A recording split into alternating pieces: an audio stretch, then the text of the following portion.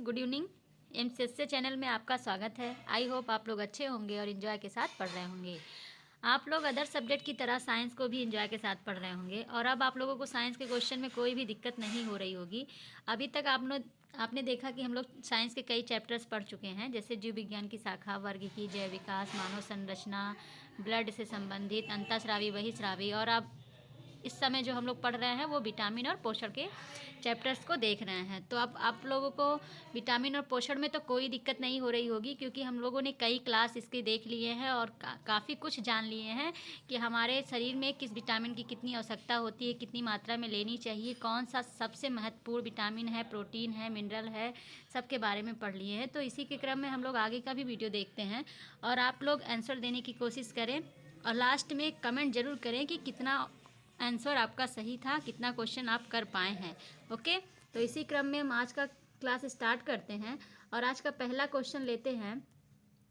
जीव विज्ञान चैप्टर, जीव विज्ञान है आपका सब्जेक्ट और पहला क्वेश्चन है, निम्नलिखित में से किस विटामिन को हार्मोन्स माना जाता है। आपको बताना है कि इसमें से कौन सा विटामिन है जो हार्मोन्स है। पहला option vitamin A, vitamin B, vitamin C, vitamin D. तो जल्दी से कमेंट कीजिए कौन सा ऑप्शन आपका राइट हो जाएगा। इसमें से कौन सा विटामिन है जो हार्मोन्स के नाम से भी जाना जाता है। जल्दी जल्दी आंसर दीजिए। आप लोग कई दिनों से विटामिन और पोषण के चैप्टर पढ़ रहे हैं, तो अब आप लोगों के लिए क्वेश्चन सारे इजी हो गए होंगे। अब आप लोग को कोई भी दिक्कत नहीं हो रही होगी क्वेश्चन सॉल्व करने में। तो विटामिन डी जो है इसको हार्मोन्स माना जाता है और इसके सर्जन में कैल्सीफेरॉल पाया जाता है। और जंतुओं में दो सक्रिय विटामिन होते हैं, जो कोलेकैल्सीफेरॉल और आर्गोकैल्सीफेरॉल। कोलेकैल्सीफेरॉल का जो संश्लेषण होता है वो स्वयं जंतु में होता है और इसकी प्रक्रिया जटिल होती है। आर्गोकैल्सीफेरॉल का जो संश्लेषण होता है वो सूर्य प्रकाश की पराबैंगनी किरणों के प्रभाव से अर्गोस्टाल नामक पदार्थ से इष्ट कोशिकाएं करती हैं। तो आपको पता चल गया कौन सा ऑप्शन आपका राइट होगा। आपका ऑप्शन नंबर 4 जो है राइट हो जाएगा। विटामिन डी जो है इसको हार्मोन्स विटामिन के भी नाम से जाना जाता है। ओके, नेक्स्ट क्वेश्चन देखते हैं। इनमें से कौन सा एक सही नहीं है। आपको बताना इनमें से कौन सा है जो एक गलत है। पहला ऑप्शन है, दूध में कोई भी बी विटामिन नहीं होता है। सेकंड है, विटामिन ए के अभाव के कारणवश त्वचा शुष्क तथा सल्की हो जाती है। तीसरा है, जोड़ों में पीड़ा होना स्कर्वी के लक्षणों में से एक है। फोर्थ है, विटामिन B1 के अभाव में हृदयाघात हो जाता है। तो आपको बताना है इनमें से कौन सा सही नहीं है। कोई एक गलत है, बाकी सब सही है। तो दूध में कोई भी विटामिन नहीं पाया जाता है, ये आपका गलत है, क्योंकि दूध में विटामिन पाए जाते हैं, कई तरह के होते हैं, जैसे विटामिन B1, B2, B3 को नियासिन भी कहते हैं, निकोटिनिक अम्ल भी कहते हैं, विटामिन PP भी कहते हैं, और विटामिन 6, विटामिन 12। आपके इतने सारे जो विटामिन है वो दूध में पाए जाते हैं। तो ये बोल रहा है कि दूध में कोई भी विटामिन नहीं पाया जाता, तो ये आपका रॉन्ग हो गया। ओके, दूध में जो है vitamin B1, B2, B3, B6 और B12 पाए जाते हैं। नेक्स्ट देखते हैं, विटामिन ए के अभाव के कारणवश त्वचा शुष्क और सल्की हो जाती है। तो ये एकदम राइट है। विटामिन ए की कमी से रतौंधी नामक भी रोग हो जाता है और हमारी त्वचा शुष्क या सल्की हो जाती है। ये आपका राइट हो गया। थर्ड है, जोड़ों में पीड़ा होना स्कर्वी के प्रमुख लक्षण है। तो स्कर्वी के जो प्रमुख लक्षण हैं वो आपको पता है कि मसूड़ों से खून आना, घाव का ना भरना, ये सारी चीज़ें जो हैं स्कर्वी के प्रमुख लक्षण हैं। तो आपका ये भी राइट हो गया। अगला है, विटामिन B1 थायमिन के अभाव में हृदयाघात हो जाता है। तो विटामिन B1 को पता है कि आप इसको थायमिन बोला जाता है और इनकी कमी से तंत्रिका तंत्र, पेशियों की कार्य बिगड़ जाते हैं, हृदय पेशियों का क्षीण हो जाते हैं और कब्ज की शिकायत, अपच की शिकायत, ये सब बेरी के लक्षण हैं। और हृदयाघात मतलब हार्ट अटैक की भी संभावना होती है विटामिन B1 के अभाव में। ओके, तो आपका ये तीनों ऑप्शन राइट हो गया। पहला ऑप्शन आपका रॉन्ग है। ओके, नेक्स्ट क्वेश्चन देखते हैं। निम्नलिखित में से किससे कुपोषण होता है। आपको बताना है इनमें से किससे कुपोषण होता है। अतिपोषण से, अल्प पोषण से, असंतुलित पोषण से। तो जल्दी से आंसर दीजिए कौन सा ऑप्शन आपका सही हो जाएगा। कोट में बताना है केवल दूसरा तीसरा, पहला तीसरा, पहला दूसरा तीसरा। तो अतिपोषण मतलब ज़्यादा मात्रा में हम पोषण ले लेना। पोषण की जो है जितना हमारा संतुलित है उससे ज़्यादा हम पोषण ले लें, ये अतिपोषण में आ गया। अल्प पोषण मतलब जितनी हमारे शरीर को आवश्यकता है उससे कम मात्रा में पोषण ले रहे हैं, तो अल्प पोषण हो गया। असंतुलित पोषण मतलब जितना बैलेंस हमको बनाना चाहिए उससे हम कभी ज़्यादा कभी कम, इस टाइप से हम पोषण ले रहे हैं, तो ये असंतुलित में हो गया। तो ये तीनों कारक जो हैं कुपोषण के कारण हैं। तीनों की वजह से कुपोषण हो सकता है। यदि हम कम मात्रा में पोषण लेंगे तब भी कुपोषित हो सकते हैं, सेकंड ज़्यादा मात्रा में लेंगे तब भी कुपोषण का शिकार हो सकते हैं, और असंतुलित पोषण लेंगे तब भी कुपोषण के शिकार हो जाएंगे। तो आपका कौन सा ऑप्शन राइट हो जाएगा? आपका ऑप्शन नंबर 4 जो है राइट हो जाएगा, 1, 2 व 3। ओके, नेक्स्ट क्वेश्चन देखते हैं। विटामिन डी के सर्जन में निम्न में से कौन पाया जाता है? आपको बताना है कि विटामिन डी के सर्जन में निम्न में से कौन सा पाया जाता है। जल्दी से कमेंट कीजिए, आप लोग को पता होगा इसका आंसर। बहुत इजी क्वेश्चन है। तो विटामिन डी के सर्जन में है, ऑप्शन पहला है रेटिनॉल, सेकंड है फोलिक अम्ल, थर्ड है स्कारविक अम्ल, फोर्थ है कैल्सीफेरॉल। तो जल्दी से कमेंट कीजिए। अभी मैंने ऊपर डिटेल में डिस्कस किया है। तो इसका जो विटामिन डी के सर्जन में पाया जाना जो प्रोटीन है, सर्जन में जो पाया जाता है कैल्सीफेरॉल है। विटामिन डी को जो है हार्मोन्स माना जाता है, अभी मैंने बताया। और इनके सर्जन में जो कैल्सीफेरॉल पाया जाता है। जंतुओं में 2 प्रकार के विटामिन डी पाए जाते हैं, कोलेक कैल्सीफेरॉल, आर्गो कैल्सीफेरॉल। कोलेक कैल्सीफेरॉल का जो संश्लेषण होता है वह स्वयं जंतु शरीर में होता है और इसकी प्रक्रिया जटिल होती है। आर्गो कैल्सीफेरॉल का जो संश्लेषण होता है वो सूर्य प्रकाश की पराबैंगनी किरणों के प्रभाव से आर्गो स्टॉल नामक पदार्थ से ईस्ट कोशिकाएं करती हैं। तो आपका ऑप्शन नंबर 4 जो है राइट हो गया, calciferol, vitamin D. Okay, next देखते हैं। निम्नलिखित कथनों पर विचार कीजिए। पहला है, मानव भोजन में वसा अम्लों का एक भाग होना चाहिए। सेकंड है, सामान्य भोजन में 75 ग्राम वसा होनी चाहिए। थर्ड है, मानव शरीर कोशिकाएं किसी भी प्रकार के वसा अम्लों का संश्लेषण नहीं कर सकती हैं। फोर्थ है, आवश्यक वसा अम्लों की अनुपस्थिति से न्यूनता रोग हो जाते हैं। कोट में बताना है कौन से कथन सही हैं। पहला, दूसरा, तीसरा, पहला, दूसरा, चौथा, दूसरा, तीसरा, तीसरा और चौथा। तो जल्दी से आंसर दीजिए, कौन सा ऑप्शन आपका राइट हो जाएगा। तो देखते हैं। पहला, मानव भोजन में वसा अम्लों का एक भाग होना चाहिए। तो ये बिल्कुल राइट है कि हमारे भोजन में वसा की मात्रा जरूर होनी चाहिए, ये आपका राइट हो गया। सेकंड है, वसा भोजन में 75 ग्राम वसा होनी चाहिए। ये भी राइट है कि हम जो सामान्य भोजन खाते हैं उसमें 75 ग्राम वसा की मात्रा होनी चाहिए। तीसरा है, मानव शरीर कोशिकाएं किसी भी प्रकार के वसा अम्लों का संश्लेषण नहीं करती हैं। वसा अम्लों का संश्लेषण ये करती हैं, बोल रहा है किसी प्रकार, मतलब वसीय अम्ल जो होते हैं ये हमारे वसी ऊतकों में पाए जाते हैं। तो ये आपका रॉन्ग हो गया। ये केवल आवश्यक वसीय अम्लों को नहीं, कई तरह के अम्लों का संश्लेषण करते हैं। तो ये आपका गलत हो गया। फोर्थ है, आवश्यक वसा अम्लों की अनुपस्थिति में न्यूनता नामक रोग हो जाता है। तो ये आपका राइट है। अगर हम आवश्यक वसा अम्ल नहीं लेते हैं तो हमारे शरीर में उसकी कमी हो जाती है और हम रोग के शिकार हो जाते हैं। तो कौन सा ऑप्शन आपका राइट हो जाएगा? पहला, दूसरा एंड चौथा। ओके, सेकंड ऑप्शन आपका राइट हो जाएगा। नेक्स्ट क्वेश्चन देखते हैं। अलसी किसका प्रचुर स्रोत है? पहला ऑप्शन विटामिन सी, सेकंड है ओमेगा 3 वसीय अम्ल, थर्ड है आवश्यक अमीनो अम्ल, फोर्थ है प्रतिऑक्सीडेंट। तो आपको बताना है कि अलसी किसका प्रचुर स्रोत है। तो अलसी जो होता है, ये अलसी को तीसी भी कहते हैं। ये समशीतोष्ण प्रदेशों का पौधा है और इनके बीज से तेल निकाला जाता है और इसके तेल में ओमेगा 3 वसीय अम्ल काफ़ी मात्रा में पाए जाते हैं जो रक्त नलिकाओं में वसा के जमने को रोकने में सक्षम होते हैं। ये रक्त की जो नलिका होती है उसमें वसा के जमाव को रोकते हैं। तो आपका कौन सा ऑप्शन राइट हो जाएगा? आपका ऑप्शन नंबर 3 जो है, सेकंड जो है ये राइट हो जाएगा, ओमेगा 3 वसीय अम्ल। और ओमेगा 3 वसीय अम्ल जो है एक प्रकार का फैटी एसिड है जो खाद्य पदार्थों में पाया जाता है। तो आपका ऑप्शन सेकंड राइट हो गया। नेक्स्ट क्वेश्चन देखते हैं। निम्नलिखित में से कौन सा अल्फा लिनोलेनिक अम्ल का सर्वोत्तम स्रोत है? अल्फा लिनोलेनिक अम्ल को ही 18 कार्बन युक्त ओमेगा 3 फैटी अम्ल भी कहते हैं। तो ये किसका सर्वप्रमुख स्रोत है आपको बताना है। तो पहला ऑप्शन है मोठ, सेकंड है जई, थर्ड है मूंग और फोर्थ है अलसी। तो जल्दी से कमेंट कीजिए कौन सा ऑप्शन आपका राइट हो जाएगा। तो अल्फा लिनोलेनिक अम्ल जो होता है एक ओमेगा 3 वसीय अम्ल है। ओमेगा 3 वसीय अम्ल जो होता है ये मानव स्वास्थ्य के लिए आवश्यक 2 वसीय अम्लों में से एक होता है। 2 वसीय अम्ल मतलब ओमेगा 3 वसीय अम्ल और ओमेगा 6 वसीय अम्ल, ये 2 प्रकार के होते हैं। उनमें से जो मानव स्वास्थ्य के लिए आवश्यक होता है वो ओमेगा 3 वसीय अम्ल होता है। और लिनोलेनिक अम्ल एक अन्य वसीय अम्ल है जो मानव स्वास्थ्य के लिए आवश्यक होता है। ये आवश्यक जो वसीय अम्ल होते हैं मानव शरीर के अंदर उत्पन्न नहीं हो सकते और इन्हें आहार के माध्यम से ही ग्रहण करना पड़ता है। और तिलहनी फसलों में अधिकतम अल्फा लिनोलेनिक अम्ल अलसी में पाया जाता है। जो तिलहनी फसल है, अलसी एक प्रकार का तिलहनी फसल है और इसमें जो है अल्फा लिनोलेनिक अम्ल पाया जाता है। आपका ऑप्शन नंबर 4 जो है राइट हो जाएगा। ओके, नेक्स्ट क्वेश्चन देखते हैं। दूध में प्रोटीन और कार्बोहाइड्रेट के अतिरिक्त पोषकदायक अन्य तत्वों में सम्मिलित है। आपको बताना है कि दूध में प्रोटीन और कार्बोहाइड्रेट भी पाए जाते हैं, उसके अतिरिक्त कौन कौन से पोषक तत्व इसमें शामिल हैं। तो पहला ऑप्शन है कैल्शियम, पोटेशियम, लौह। सेकंड है कैल्शियम, पोटेशियम। थर्ड है पोटेशियम, लौह। फोर्थ है कैल्शियम और लौह। तो जल्दी से आंसर दीजिए, कौन सा ऑप्शन आपको राइट हो जाएगा। दूध में क्या क्या पाया जाता है। तो दूध में प्रोटीन और कार्बोहाइड्रेट के अतिरिक्त कैल्शियम और पोटेशियम भी पाया जाता है।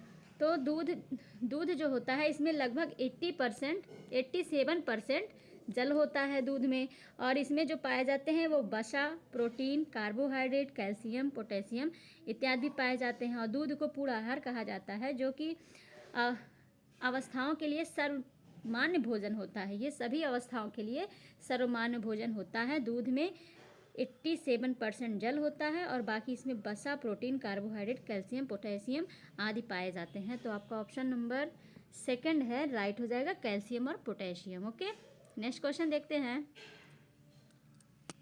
निम्नलिखित कथनों पर विचार कीजिए। पहला ऑप्शन है विटामिन बलवर्धक तत्व है जिनकी अच्छे स्वास्थ्य के लिए थोड़ी मात्रा में आवश्यकता होती है। सेकंड है विटामिन हानिकारक बैक्टीरिया को मारकर शरीर को स्वस्थ रखने में सहायता करते हैं। कूट की सहायता से सही उत्तर चुनना है, केवल पहला, केवल दूसरा, पहला व दूसरा दोनों, ना तो एक ना तो दो। तो जल्दी से कमेंट कीजिए कौन सा ऑप्शन आपका राइट हो जाएगा। तो पहला जो बोला है विटामिन बलवर्धक तत्व है, ये राइट है। विटामिन बलवर्धक मतलब विटामिन से हमको शक्ति प्राप्त होती है, जिनकी अच्छे स्वास्थ्य के लिए थोड़ी मात्रा में आवश्यकता होती है। तो विटामिन जो है ये कार्बनिक यौगिक है और जिनकी अच्छे स्वास्थ्य के लिए थोड़ी मात्रा में आवश्यकता होती है, और इनका जो स्रोत होता है वो अनाज, हरी सब्जियां, फल, दूध, मांस इत्यादि होते हैं। तो आपका ऑप्शन पहला राइट हो गया। सेकंड है विटामिन हानिकारक बैक्टीरिया को मारकर शरीर को स्वस्थ रखने में सहायता करता है। तो हानिकारक जो बैक्टीरिया होती है उसको विटामिन नहीं मारता, उसको WBC मारते हैं। WBC जो ब्लड में पाया जाता है, ब्लड 3 प्रकार के, RBC, WBC, प्लेटलेट्स। तो WBC जो है ये हानिकारक बैक्टीरिया, विषाणु, कवकों इत्यादि को मारकर शरीर को स्वस्थ रखने में सहायता करते हैं। तो आपका सेकंड ऑप्शन ये रॉन्ग हो गया। आपका कौन सा ऑप्शन सही होगा कूट की सहायता से। पहला सही हो जाएगा, केवल पहला आपका सही है। ओके, नेक्स्ट क्वेश्चन देखते हैं। निम्नलिखित कथनों पर विचार कीजिए। पहला है अधिकांश विटामिन मानव शरीर में संश्लेषित नहीं किए जाते हैं। सेकंड है मानव अंग केवल अनिवार्य सूक्ष्म पोषकों का ही संश्लेषण करते हैं। तो आपको बताना है कौन सा इसमें सही है, केवल पहला, केवल दूसरा, एक और दो, दोनों, ना तो एक ना तो दो। तो जल्दी से कमेंट कीजिए कौन सा ऑप्शन आपका राइट हो जाएगा। तो पहला देखते हैं, अधिकांश विटामिन मानव शरीर में संश्लेषित नहीं किए जाते हैं। तो अधिकांश विटामिन जो है मानव शरीर में संश्लेषित नहीं किए जाते हैं और इसीलिए इन्हें पर्याप्त मात्रा में भोजन के द्वारा ग्रहण किया जाता है। और मानव शरीर में जो है विटामिन डी, विटामिन के, विटामिन B12 का ही संश्लेषण करते हैं। तो आपका पहला इसमें राइट हो गया, पहला राइट हो गया कि अधिकांश विटामिन मानव शरीर में संश्लेषित नहीं किए जाते हैं, कुछ कुछ किए जाते हैं, कुछ जैसे कि विटामिन डी, विटामिन के और विटामिन 12 का ही संश्लेषण किया जाता है। सेकंड है मानव अंग केवल अनिवार्य सूक्ष्म पोषकों का ही संश्लेषण करते हैं। तो मानव शरीर जो है ये आवश्यक अधिकांश विटामिन, खनिज और आहारीय घटकों को शरीर स्वयं पर्याप्त मात्रा में निर्मित नहीं कर सकता है। इन्हें ही अनिवार्य सूक्ष्म पोषक तत्व कहते हैं। जो अनिवार्य सूक्ष्म पोषक तत्व हैं वो शरीर स्वयं नहीं निर्मित करता, उसको बाहर से लेना पड़ता है। तो यह आपका गलत हो गया है। तो आपका कौन सा ऑप्शन राइट हो जाएगा। आपका केवल और केवल पहला राइट हो जाएगा। ओके, नेक्स्ट क्वेश्चन देखते हैं। निम्नलिखित कथनों पर विचार कीजिए। पहला ऑप्शन है मानव आहार में ग्लाइसिन, सेरिन और टायरोसिन अनिवार्य रूप में शामिल होने चाहिए। सेकंड है अनिवार्य अमीनो अम्ल मानव शरीर में संश्लेषित नहीं किए जा सकते हैं। कूट की सहायता से बताना है केवल पहला, केवल दूसरा, एक व दो, दोनों, ना तो एक ना तो दो। तो जल्दी से कमेंट कीजिए कौन सा ऑप्शन आपका राइट हो जाएगा। हम आपको बताए थे कि 20 प्रकार के अमीनो अम्ल पाए जाते हैं, इसमें से 10 जो है एसेंशियल है, 10 नॉन एसेंशियल हैं। जो नॉन एसेंशियल है वो हमारे बॉडी में बनते हैं और जो एसेंशियल है वो बाहर से हमको लेना पड़ता है। तो ये ग्लाइसिन, सेरिन और टायरोसिन जो है ये अतात्विक अमीनो अम्ल हैं जो कि मानव शरीर में निर्मित होते हैं। और स्तनियों में 20 प्रकार के अमीनो अम्ल पाए जाते हैं। 10 तात्विक मतलब अनिवार्य अमीनो अम्ल होते हैं और शेष 10 जो है स्तनी भोजन से प्राप्त करते हैं। इन्हें तात्विक या अनिवार्य अमीनो अम्ल कहते हैं। और अनिवार्य अमीनो अम्ल जो होते हैं मानव शरीर में संश्लेषित नहीं किए जाते हैं। जो नॉन एसेंशियल होते हैं वो मानव शरीर से संश्लेषित होते हैं और जो अनिवार्य होते हैं वो मानव शरीर द्वारा संश्लेषित नहीं किए जाते हैं। तो कौन सा ऑप्शन आपका राइट हो जाएगा? आपका केवल दूसरा राइट है। पहला जो है ये गलत है। ये तीनों जो है ग्लाइसिन, सेरिन और टायरोसिन जो है ये नॉन एसेंशियल है। अनिवार्य मतलब ये अतात्विक हैं या अना अनिवार्य में शामिल हैं। तो आपका कौन सा गुड? आपका ऑप्शन नंबर सेकंड जो है राइट हो जाएगा, केवल दूसरा। ओके, नेक्स्ट क्वेश्चन देखते हैं। निम्नलिखित खाद्य पदार्थों में से कौन सा सभी आवश्यक अमीनो अम्ल का सर्वोत्तम स्रोत है? आपको बताना है इनमें से जो खाद्य पदार्थ है वो कौन सा ऐसा है जिनमें सभी आवश्यक अमीनो अम्ल पर्याप्त मात्रा में पाया जाता है। तो पहला ऑप्शन केला, सेकंड है दाल, थर्ड है अंडा, फोर्थ है मछली। तो जल्दी से आंसर दीजिए कौन सा पदार्थ इसमें से है जिसमें अमीनो अम्ल सर्वोत्तम स्रोत है। तो अंडा जो है ये सभी आवश्यक अमीनो अम्ल का सर्वोत्तम स्रोत है और अंडा जो है प्रोटीन का उत्कृष्ट स्रोत है जिसमें सभी आवश्यक अम्ल जो होते हैं अमीनो अम्ल सही अनुपात में पाए जाते हैं। तो आपका ऑप्शन नंबर थर्ड जो है राइट हो जाएगा। अंडा में सभी आवश्यक अमीनो अम्ल का सर्वोत्तम स्रोत है। नेक्स्ट क्वेश्चन देखते हैं। निम्नलिखित में से कौन सा मुख्यतः कार्बोहाइड्रेट है? गेहूँ, ये जौ, चावल, यहाँ जो लिखा है ये जौ होगा, जौ, चावल, मक्का। तो जल्दी से आंसर दीजिए कौन सा ऑप्शन आपका राइट है, किसमें मुख्यतः कार्बोहाइड्रेट पाए जाते हैं।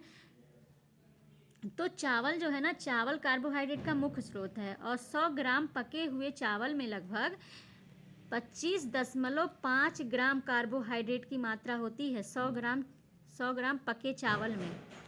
तो 100 ग्राम जो पके चावल में है उसमें 25.5 ग्राम कार्बोहाइड्रेट की मात्रा होती है और यह चावल से हमको 90% कैलोरी कार्बोहाइड्रेट से प्राप्त होती है। 90% कैलोरी जो होती है चावल में वो कार्बोहाइड्रेट होती है। चावल में 90% कैलोरी कार्बोहाइड्रेट से ही आती है और चावल जो है साधारण खाद्य पदार्थों की तुलना में अधिक विटामिन, खनिज और फाइबर भी प्रदान करता है। तो चावल भी हमारे लिए इम्पोर्टेंट हो गया। ओके, तो आपका ऑप्शन नंबर कौन सा राइट हो जाएगा? थर्ड राइट हो जाएगा, चावल। ओके, नेक्स्ट क्वेश्चन देखते हैं। हमारे शरीर में त्वचा तल के नीचे विद्यमान वसा निम्नलिखित के विरुद्ध अवरोधक का काम करती है। पहला ऑप्शन शरीर की ऊष्मा का क्षय, सेकंड है आवश्यक शारीरिक द्रव्यों का क्षय, थर्ड है शरीर के लवणों का क्षय और फोर्थ है वातावरण से हानिकारक सूक्ष्म जीवों का प्रवेश। तो आपको बताना है इनमें से कौन सा है जो हमारे शरीर में त्वचा तल के नीचे विद्यमान जो फैट होता है उसको बाहर आने से रोकती है। तो जल्दी से कमेंट कीजिए कौन सा ऑप्शन आपके राइट हो जाएगा। तो हमारे शरीर में जो त्वचा तल के नीचे मौजूद जो फैट होता है या वसा होता है वो शरीर की ऊष्मा के क्षय के विरुद्ध अवरोधक का कार्य करता है। यह जो है शरीर के ताप को बाहर निकलने से रोकता है और शरीर को वातावरणीय जो ताप है उसके प्रभाव से बचाता है और यह जो वसा स्तर शरीर की आकृति प्लावकता प्रदान करने और गद्दी की भांति कार्य करता है जिससे हमको बाहर से चोट का अनुभव अंदर तक नहीं जा पाता। दबाव या बाहरी आघात से हमको सुरक्षा रखता है। तो आपका ऑप्शन नंबर फर्स्ट जो है राइट हो जाएगा। शरीर में ऊष्मा का क्षय ये आपका रोकता है त्वचा तल के नीचे जो विद्यमान फैट होता है। ओके, नेक्स्ट क्वेश्चन देखते हैं। निम्नलिखित में से किसके चयापचयी प्रक्रम से अधिकतम ऊर्जा मिलती है? कार्बोहाइड्रेट, वसा, प्रोटीन, खनिज। तो आपको बताना है कि इनमें से किसके उपापचयी या चयापचयी प्रक्रम में सबसे अधिक ऊर्जा मिलती है। तो जल्दी से कमेंट कीजिए कौन सा ऑप्शन आपका राइट हो जाएगा। तो वसा के चयापचयी प्रक्रम से अधिकतम ऊर्जा प्राप्त होती है और 1 ग्राम वसा के पूर्ण ऑक्सीकरण से 9.3 किलो कैलोरी ऊर्जा मुक्त होती है और सामान्यतः जो एक वयस्क व्यक्ति होता है उसमें 20 से 30% ऊर्जा वसा से ही प्राप्त होती है। जो वयस्क मनुष्य होता है उसको ऊर्जा 20 से 30% जो है ये वसा से प्राप्त होता है और 1 ग्राम ग्लूकोज या प्रोटीन के पूर्ण ऑक्सीकरण से 4 किलो कैलोरी ऊर्जा हमको प्राप्त होती है। तो आपको आंसर पता चल गया कौन सा ऑप्शन आपका राइट है। तो वसा, 1 ग्राम वसा से जो होता है हमको 9.3 किलो कैलोरी ऊर्जा प्राप्त होती है। और एक सामान्यतः जो एक वयस्क व्यक्ति होते हैं उसमें 20 से 30% ऊर्जा जो है वो वसा से प्राप्त करते हैं। और 1 ग्राम ग्लूकोज या उसे कार्बोहाइड्रेट भी कह सकते हैं या प्रोटीन के पूर्ण ऑक्सीकरण से 4 किलो कैलोरी ऊर्जा हमें प्राप्त होती है। तो आपका ऑप्शन कौन सा राइट हो जाएगा? आपका ऑप्शन नंबर सेकेंड जो है राइट हो जाएगा, फैट। ओके, नेक्स्ट देखते हैं। अधिकांश प्राणियों के जीवित पदार्थ का लगभग 80% पदार्थ है प्रोटीन, वसा, कार्बोहाइड्रेट, खनिज। तो आपको बताना है जो इसमें अधिकांश प्राणियों जो होते हैं उनमें जीवित पदार्थ का लगभग 80% क्या पाया जाता है। तो जल्दी से आंसर दीजिए, कमेंट कीजिए कौन सा ऑप्शन आपका राइट हो जाएगा। तो प्राणियों के जो जीवित पदार्थ में सर्वाधिक मात्रा में जल पाया जाता है, किंतु कार्बनिक पदार्थ में जो सर्वाधिक मात्रा होता है ये प्रोटीन का होता है। और प्रोटीन ही सभी जीवित कोशिकाओं में मौजूद होता है। तो ऐसे हम अगर अकार्बनिक की बात करें तो अकार्बनिक में आपका जल हो जाएगा, मानव शरीर में जो जीवित पदार्थ है वो सबसे ज़्यादा। और कार्बनिक की बात करें तो प्रोटीन हो जाएगा। अकार्बनिक मतलब जिसमें कार्बन ना हो, और प्रोटीन में कार्बनिक मतलब कार्बन उपस्थित हो। जल में आपको पता है जल का सूत्र H2O होता है। तो ये हाइड्रोजन के 2 अणु, ऑक्सीजन के 1 अणु होते हैं। इसमें कार्बन कहीं नहीं है, तो ये अकार्बनिक तत्व हो गया। और प्रोटीन जो है ये कार्बनिक हो गया। ओके, तो आपका ऑप्शन नंबर कौन सा राइट है? आपका ऑप्शन नंबर फर्स्ट जो है राइट हो जाएगा। अधिकांश प्राणियों के जीवित पदार्थ का लगभग 80% जो पदार्थ होता है वह प्रोटीन होता है। नेक्स्ट क्वेश्चन देखते हैं। निम्नलिखित कथनों पर विचार कीजिए। पहला ऑप्शन है सूरजमुखी का तेल एक अच्छी गुणवत्ता का खाद्य तेल है। खाद्य तेल मतलब खाया जाने वाला तेल है। सेकंड है इनमें असंतृप्त वसा अम्लों की अधिक मात्रा पाई जाती है।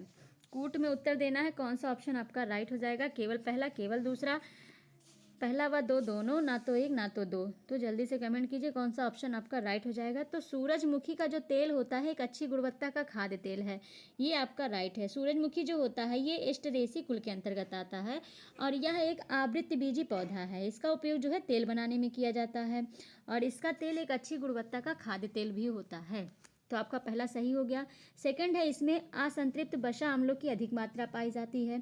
तो ये भी आपका राइट है। असंतृप्त वसा अम्लों की अधिकता इसमें होती है और जो असंतृप्त वसा अम्ल होते हैं ये मानव के लिए बहुत ही अच्छा पोषक तत्व होता है। अब संतृप्त वसा क्या होता है और असंतृप्त वसा क्या होता है? संतृप्त वसा जो होता है एक वसा का यौगिक है जिसमें सभी फैटी एसिड जो होते हैं एकल बंधन बनाते हैं, एकल बंधन बनाते हैं। और असंतृप्त जो होते हैं, असंतृप्त वसा जो होते हैं इसमें यह भी वसा का एक यौगिक है और इसमें जो फैटी एसिड है वो एकल और डबल दोनों बांध बनाते हैं। तो आपको पता चल गया संतृप्त जो होगा उसमें एक बांड होगा, एकल बांड बनाएंगे और जो असंतृप्त होगा वो डबल बांड बनाएंगे। तो आपका सूरजमुखी जो है ये असंतृप्त वसा अम्लों की अधिक मात्रा इसमें पाई जाती है। तो आपका दोनों इसमें राइट हो गया। तो आपका कूट कौन सा सही हो गया? पहला व दूसरा दोनों राइट है। ओके, नेक्स्ट क्वेश्चन देखते हैं। अन्य पशुओं के मांस की तुलना में मछली का उपभोग स्वास्थ्यकर माना जाता है क्योंकि मछली में होता है बहु असंतृप्त वसा अम्ल, संतृप्त वसा अम्ल, अत्यावश्यक विटामिन, अधिक कार्बोहाइड्रेट और प्रोटीन। तो जल्दी से कमेंट कीजिए कौन सा ऑप्शन आपका राइट हो जाएगा कि अन्य पशुओं के मांस की तुलना में मछली हमारे लिए ज़्यादा उपयोगी है और क्यों है ये बताना है। तो बहु असंतृप्त वसा अम्ल जो होते हैं इनके अपघटन की दर काफ़ी तीव्र होती है जिसके कारण संवहनी क्रिया में ऑक्सीजन के अणु अधिक अणु ग्रहण कर लिए जाते हैं जिसके परिणाम स्वरूप मनुष्य में संवहनी क्रिया बढ़ जाती है। और मछली में जो पाए जाने वाली वसा में सबसे अधिक जो होता है वो बहु असंतृप्त वसा अम्ल पाया जाता है जो मानव के लिए काफ़ी महत्वपूर्ण होता है या आवश्यक पोषक तत्व होता है। तो आपका ऑप्शन नंबर फर्स्ट जो है राइट हो जाएगा। अभी मैंने बताया कि संतृप्त वसा जो होते हैं उसमें एकल बॉन्ड होते हैं, असंतृप्त वसा में डबल व ट्रिपल बांध दोनों हो सकते हैं, एकल व डबल दोनों बांध हो सकते हैं, बहु मतलब कई असंतृप्त वसा इसमें पाए जाते हैं। तो आपका ऑप्शन नंबर फर्स्ट जो है ये राइट हो जाएगा। नेक्स्ट देखते हैं ट्राइग्लिसराइड क्या है। पहला ऑप्शन प्रोटीन, सेकंड है कार्बोहाइड्रेट, थर्ड है वसा, फोर्थ है खनिज। तो आपको बताना है ट्राइग्लिसराइड क्या है। तो ट्राइग्लिसराइड जो है ये शरीर में पाए जाने वाले वसा का एक प्रकार है और हमारा शरीर जो है भोजन से जो प्राप्त अप्रयुक्त ऊर्जा को ट्राइग्लिसराइड में परिवर्तित कर देता है और ट्राइग्लिसराइड जो है वसा कोशिकाओं में संचित होता है। तो आपको कौन सा ऑप्शन राइट हो जाएगा? आपका ऑप्शन नंबर 3 जो है ये राइट हो जाएगा। वसा है, ट्राइग्लिसराइड एक प्रकार का वसा है। ओके, नेक्स्ट क्वेश्चन देखते हैं। मानव शरीर में जल की मात्रा कितनी प्रतिशत पाई जाती है? आपको बताना है कि मानव शरीर में जल की कितनी प्रतिशत मात्रा पाई जाती है। 50 से 55%, 57 से 65%, 80 से 85%, 40 से 45%। तो जल्दी से कमेंट कीजिए कौन सा ऑप्शन आपका राइट हो जाएगा। तो जल जो होता है ये पृथ्वी का लगभग 71% भाग जल से ही ढका होता है और जल से ही पृथ्वी पर जीवन की उत्पत्ति हुई होती है। जीव शरीर का जो संगठन होता है ये जल के गुणों पर ही आधारित होता है और इसीलिए यह जो शरीर में पाए जाते हैं वो 57 से 65%, 57 से 65% तक हमारे शरीर में पाया जाता है। और मानव जो स्वयं दिन भर में अनुमानतः अपने शरीर भार का लगभग 2% जल जो है प्रयुक्त करता है। तो आपको पता होगा कि यह हमारे लिए जल कितना ही आवश्यक है। तो आपका ऑप्शन नंबर 2 ये राइट हो गया। 57 से 65% हमारे बॉडी में जल होता है। ओके, नेक्स्ट देखते हैं। निम्न में से किस अनाज में कैल्शियम की मात्रा सर्वाधिक होती है? आपको बताना है इनमें से किस में कैल्शियम की मात्रा सबसे अधिक होती है। चावल, गेहूँ, मक्का, ज्वार। जल्दी से कमेंट कीजिए कौन सा ऑप्शन आपका राइट हो जाएगा।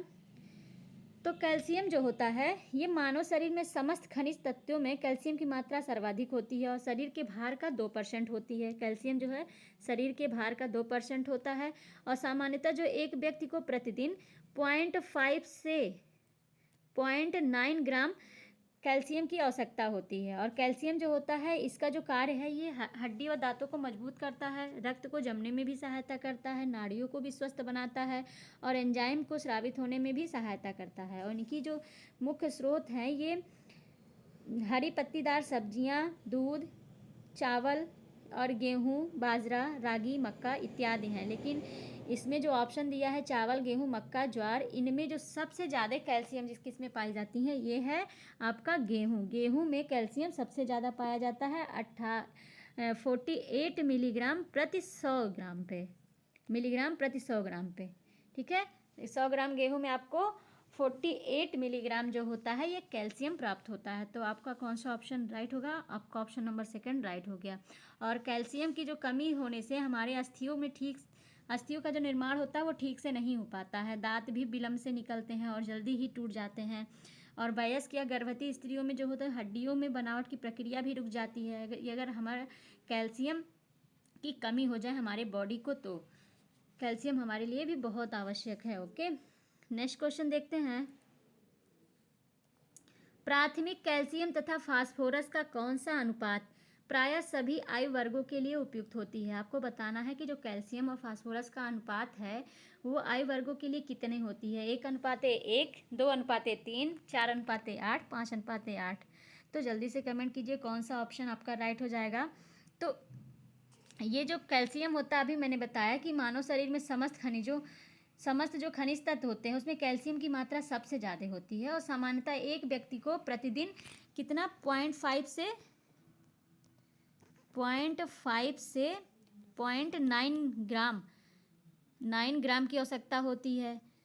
ठीक है, और इसकी आवश्यकता होती है और इनकी कमी से हमारी हड्डियां कमज़ोर हो जाती हैं और ये अस्थि और दांतों का भी निर्माण करते हैं, रक्त को जमने में भी सहायता करते हैं। इसी प्रकार जो फास्फोरस है ये भी हड्डियों के विकास के लिए बहुत ही आवश्यक है और एक सामान्य व्यक्ति को प्रतिदिन 0.5 और 0.9 ग्राम आवश्यकता होती है। तो हमारे शरीर में कैल्शियम और फास्फोरस की जो है तो बराबर मात्रा है। तो हम अगर इसका अनुपात निकालेंगे तो कैल्शियम है 0.5 से लेकर 0.9 तक और फास्फोरस जो है वो 0.5 से लेके 0.9 दोनों का सेम है। इनका अनुपात निकालेंगे तो देखिए ऊपर इक्वल नीचे इक्वल, तो कट जाएगा तो आएगा आपका बचेगा क्या 1:1। तो आपका ऑप्शन नंबर 1 जो है ये राइट हो गया क्योंकि दोनों का जो मात्रा है वो समान है और उसका अनुपात निकालेंगे तो समान मात्रा ही आएगी। तो 1:1 आपका राइट हो जाएगा। ओके, पहला ऑप्शन सही है। नेक्स्ट क्वेश्चन देखते हैं। व्यक्ति के दैनिक आहार में मैग्नीशियम की मात्रा कितनी होती है? मैग्नीशियम की मात्रा बताना है कि व्यक्ति का जो दैनिक आहार है, दैनिक आहार मतलब एक दिन में मैग्नीशियम की कितनी आवश्यकता होती है मानव शरीर को? पहला ऑप्शन 2.5 मिलीग्राम, सेकंड है 3.5 मिलीग्राम, फोर्थ है 5 मिलीग्राम और थर्ड है 5 मिलीग्राम, फोर्थ है 10 मिलीग्राम। तो जल्दी से कमेंट कीजिए कौन सा ऑप्शन आपका राइट हो जाएगा। तो मैग्नीशियम जो होता है एक सामान्य व्यक्ति के दैनिक आहार में 3.5 मिलीग्राम की आवश्यकता होती है और यह जो है मानव शरीर में कैल्शियम तथा फास्फोरस का उचित संतुलन एवं समन्वय बनाए रखने में महत्वपूर्ण कार्य करता है। ग्लाइकोलाइसिस तथा वसा उपापचय में यह सहकारक का भी कार्य करता है। तंत्रिकाओं एवं पेशियों की उत्तेजनशीलता को भी कम करता है और यह राइबोसोम के संगठन और पृथक्करण में महती भूमिका अदा करता है। और इनकी कमी से, मैग्नीशियम की कमी से तंत्रिका तंत्र की जो कार्यकी होती है वो प्रभावित हो जाती है। मांसपेशियों में ऐंठन तथा कंपन होने लगता है और तीव्रतम स्थिति में डेलीरियम की संज्ञा से इसको अभिहित किया गया है। ओके, तो हमारे शरीर में दैनिक कितनी आवश्यकता होती है? 3.5 मिलीग्राम। ओके, नेक्स्ट क्वेश्चन देखते हैं। सामान्यतः भोजन में गंधक की दैनिक आवश्यकता कितनी होती है? गंधक मतलब सल्फर, गंधक को सल्फर भी बोलते हैं। सल्फर की कितनी आवश्यकता होती है? 5 मिलीग्राम, 8 मिलीग्राम, 3 मिलीग्राम, 2 मिलीग्राम। तो जल्दी से आंसर दीजिए कौन सा ऑप्शन आपका राइट हो जाएगा। तो गंधक या सल्फर जो होता है ये प्रोटीन निर्माण का आवश्यक घटक है और ये विविध प्रकार के प्रोटीन में 0.2 से 7% तक के भाग का निर्माण करते हैं। 0.2 से 7% भाग तक का निर्माण करते हैं और सामान्यतः भोजन में इस तत्व की जो दैनिक आवश्यकता होती है वो 3 मिलीग्राम निर्धारित की गई है और यह शरीर में अमीनो अम्लों के साथ संयुक्त रूप में पाई जाती है। इसमें जो है सिस्टीन व मेथियोनिन प्रमुख है, कुछ हार्मोन भी हैं और विटामिन भी इसके घटक होते हैं।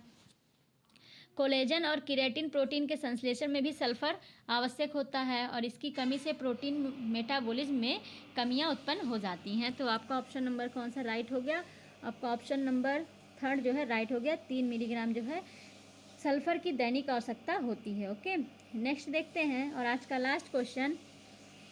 वयस्क मानव के शरीर में लगभग कितना मिलीग्राम आयोडीन होता है? आयोडीन वयस्क मानव के शरीर में कितना होता है? 5 से 6 मिलीग्राम, 8 से 10 मिलीग्राम, 3 से 4 मिलीग्राम, 7 से 8 मिलीग्राम। तो जल्दी से कमेंट कीजिए कितना होता है, जल्दी से आंसर बताइए।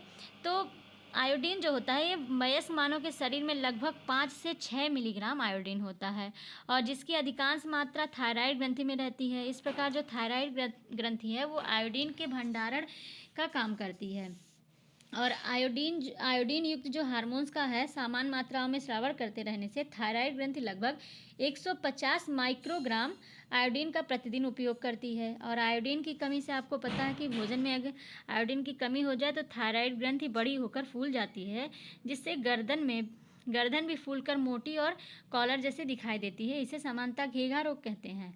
और पहाड़ी क्षेत्रों में जहाँ पानी में आयोडीन की कमी होती है अधिकतर लोगों में घेघा रोग पाया जाता है और ऐसे क्षेत्र को जो घेघा क्षेत्र कहते हैं। तो आपको पता चल गया होगा कौन सा ऑप्शन आपका राइट है।